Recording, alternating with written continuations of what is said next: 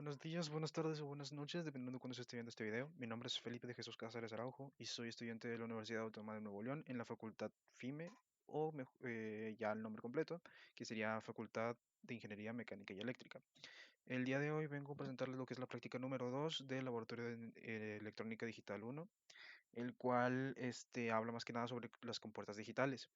En esta práctica nos enseñan lo que son las 5 compuertas digitales más usadas, o más bien las únicas que hay en realidad, y que son las más básicas.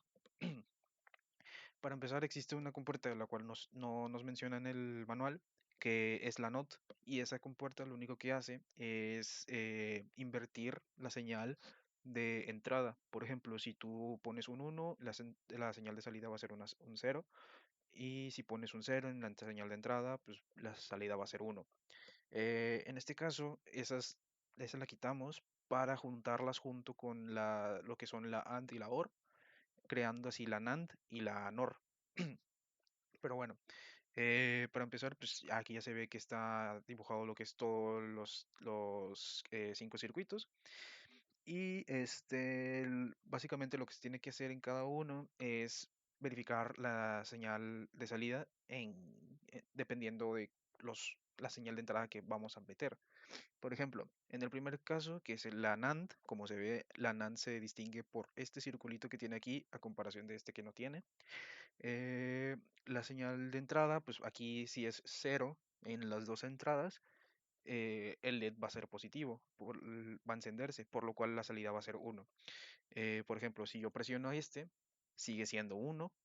Si yo dejo de presionar este y presiono este, va a seguir siendo uno. Pero si yo presiono los dos, el LED va a apagarse, con lo cual la señal va a ser cero, cuando en las dos de entrada es uno.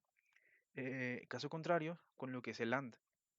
Cuando el AND no tiene ninguna señal de entrada que sea valor positivo o valor negativo, es decir, que las dos sean cero, esta va a ser, la señal de salida también va a ser cero. Pero, si vamos metiendo de que estas dos, lo mismo, van a ser cero. Si quito esta, por ejemplo, y pongo esta, también va a ser cero. Pero, si meto las dos, la señal de salida va a ser uno. Como mencioné, esta es básicamente como la contraparte y esta simplemente lo que se diferencian, los que se diferencian de estas dos, es que esta tiene una NOT ya junta, por lo mismo de que esta se llama NAND y esta AND. No confundirse porque al inicio una lleva una N y al final y la otra no. Ahora, pasando a las que siguen, son la OR y la NOR. Lo mismo, al inicio llevan una N de negativo, eh, con lo cual OR normal nos menciona que todas sus salidas, por lo menos, aunque sea una de ellas sea un uno, la salida siempre va a ser positivo, es decir, va a ser un uno. En este caso, si por ejemplo aquí las dos son cero, no va a haber nada. Entonces, si le pongo a cualquiera de las dos, si le pongo a esta un uno, este va a encenderse. Si esta la apago y esta la enciendo, esta va a encenderse. Ahora, si enciendo las dos, esta va a quedarse encendida como quiera, porque eso es lo que hace la NOR, digo, perdón, la OR. La OR lo que hace es cuando por lo menos una de sus entradas sea un valor positivo, el valor de salida va a ser positivo. En caso contrario, va a ser negativo. Lo mismo pasa con la NOR, pero en el sentido opuesto. Si uno de sus valores es eh, positivo, la NOR va a ser negativo, la salida siempre va a ser negativa. Aquí como se ve, las dos no están presionadas, por ningún motivo están presionadas. Entonces, si por ejemplo yo presiono el primero, este LED se va a apagar, lo que quiere decir que la salida va a ser un cero. Si yo dejo de presionar, va a volver a ser uno. Si presiono el que sigue, va a ser cero. Si lo dejo presionar, va a ser uno. Y si presiono los dos, va a ser cero, porque es la contraparte de lo que es la OR. Ahora bien, vamos a pasar a la que sigue, que esta es un poquillo más diferente y también tiene una negativa, pero no se menciona en esta práctica del manual, la cual es la XOR. XOR es una compuerta muy curiosa la cual menciona que todas sus salidas, cuando las dos sean iguales, va a ser el valor de la salida va a ser negativo, es decir, va a ser cero. Si por ejemplo yo aquí meto un cero y acá otro cero, esta va a ser cero. Si aquí yo meto un uno, esta va a ser positiva. Si aquí yo meto otro uno, perdón, esta va a ser positiva. Si aquí yo meto un uno y un uno, esta va a ser negativa. Por eso mismo es la diferencia entre las otras cuatro.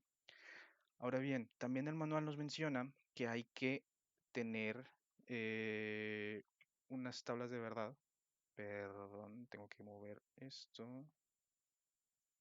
Eh, Vamos a poner este. Ahí está. Listo. Disculpen el problema ahí. Ahora sí, hay que hacer las tablas de verdad de lo que son lo que son la práctica que acabamos de hacer de las compuertas digitales.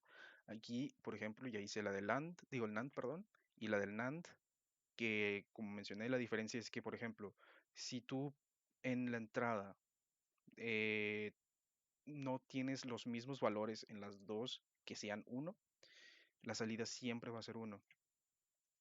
Lo que es diferente en la AND, que la AND, si cualquiera de sus entradas no son iguales a uno, eh, la salida no va a ser uno nunca. Ahora en OR, como mencioné, todas sus salidas deben de tener por lo menos en una, deben de tener un uno. Cuando se cumpla esto, la salida siempre va a ser un uno positivo. En caso contrario con el NOR, cuando la salida, las dos sean cero, la salida siempre va a ser uno. Y ahora para el XOR, cuando la salida sea igual a sí misma, es decir, si en la primera es cero, la segunda debe ser cero, si la primera es uno, la segunda debe ser uno, la salida siempre va a ser negativa. Pero cuando la salida, digo, perdón, cuando la entrada lleva un uno en cualquiera de las dos, pero en la otra es negativa, la salida siempre va a ser uno. Y bueno, esto sería todo para la práctica número 2. Eh, Espero que les haya servido como para entender las compuertas lógicas. Y pues muchas gracias por su atención y nos vemos en la siguiente práctica.